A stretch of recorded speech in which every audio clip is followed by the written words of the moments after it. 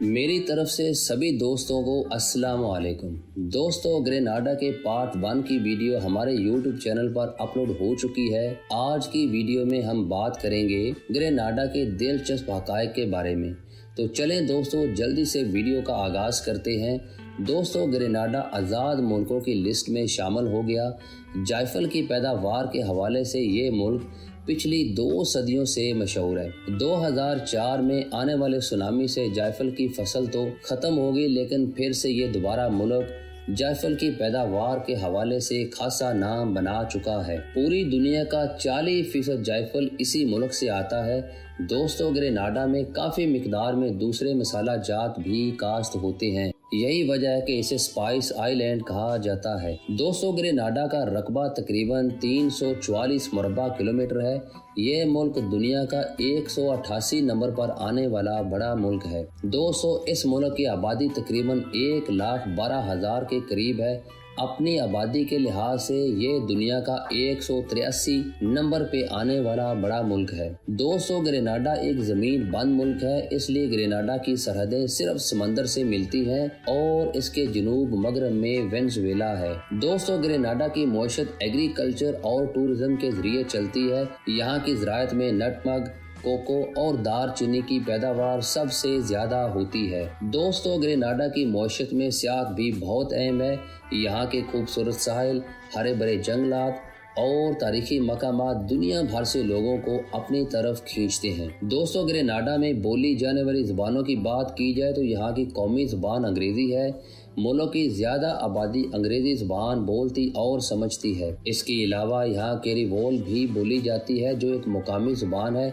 दोस्तों, फ्रांसीसी बोलने वालों की भी अच्छी खासी तादाद है, क्योंकि यहाँ फ्रांस और बरतानिया का कब्जा रहा है। दोस्तों, यहाँ आपको ग्रेनाडा के लोगों के बारे में एक मज़े की बात बताता हूँ कि हिंदुस्तान से आए हुए लोग जब इन लोगों के साथ मिल गए थे तो ये चटपटे खानों के शौकीन हो गए। दाल पूरी, रोटी, इंडियन स्वीट के साथ दीगर कई ऐसे खाने हैं जो आज भी यहाँ पसंद किए जाते हैं। दोस्तों, ग्रेनाडा में अगर मजहबों की बात की जाए तो ग्रेनाडा का कौमी मजहब मसीहत है। दोस्तों, मुसलमानों की तादाद इस मुल्क में 200 के करीब है, लेकिन हिंदू मुसलमानों से काफ़ी ज़्यादा तादाद में यहाँ रहते हैं। दोस्तों, अगर ग्रेनाडा की करेंसी की बात की जाए तो यहाँ की करेंसी को ईस्ट कैरेबियन डॉलर कहा जाता है, जिसका निशान XCD है। दोस्तों, एक ईस्ट कैरेबियन डॉलर पाकिस्तानी तकरीबन 103 रुपयों के बराबर है और इंडियन तकरीबन 28 रुपयों के बराबर है। दोस्तों, ग्रेनाडा का कॉलिंग कोड +1473 है।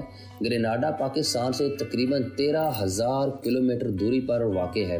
वक़्त के फ़र्क की बात करें तो ग्रेनाडा पाकिस्तान से 9 घंटे पीछे है, यानी पाकिस्तान में दोपहर के 12 बज रहे हों तो ग्रेनाडा में रात के 3 बज रहे होंगे। दोस्तों, अगर ग्रेनाडा के मौसमों की बात की जाए तो यहाँ का मौसम गर्म होता है। साल भर टेम्परेचर 24 से 30 डिग्री सेल्सियस के दरमियान रहता है। यहाँ की बारिशें ज्यादातर जून से दिसंबर तक होती हैं। ग्रेनाडा की तालीम की शरह तकरीबन 96% है, जो कि बहुत अच्छी है।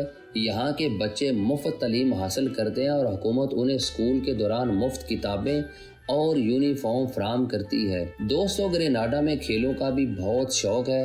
ग्रेनाडा का कौमी खेल क्रिकेट है। यहाँ क्रिकेट, फुटबॉल और एथलेटिक्स सबसे ज़्यादा पसंद किए जाते हैं। दोस्तों, ग्रेनाडा के मशहूर एथलीट्स में से एक करानी जेम्स हैं, जो ओलंपिक गोल्ड मेडलिस्ट हैं। दोस्तों, इस मुल्क के बारे में अगर आपको मज़ीद इंफॉर्मेशन देता चलूँ तो इस मुल्क में 10 हॉस्पिटल्स और 105 स्कूल हैं। ग्रेनाडा में इंसानों की एवरेज उम्र 73 साल के करीब है। इस मुल्क में एक इंटरनेशनल एयरपोर्ट है।